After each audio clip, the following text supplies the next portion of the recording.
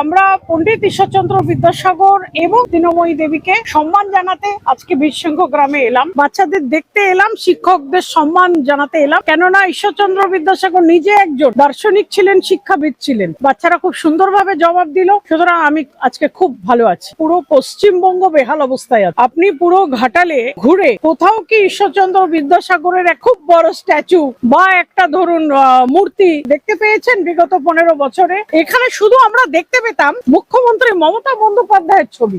আজকে যার জন্য পশ্চিমবঙ্গের উন্নয়নমূলক যে প্রকল্পগুলো সেগুলো শুধুমাত্র শিল্পন্যাসেই সীমিত থেকে গেছে। আজকে আশা করছি যে নতুন সরকার ধরবেন এবং এটা ঋষি মনীষীদের জায়গা। তাদের শুধুমাত্র স্ট্যাচু তৈরি হবে তা নয়, তাদের বিষয়ে ছাত্রদের পড়ানো হবে এবং বাংলার যুব সমাজ জানবে যে তারা কারা ছিলেন। তারাই তো মার্গদর্শন করে গেছেন, সেই পথেই তো বাচ্চাদের হাঁটতে হবে।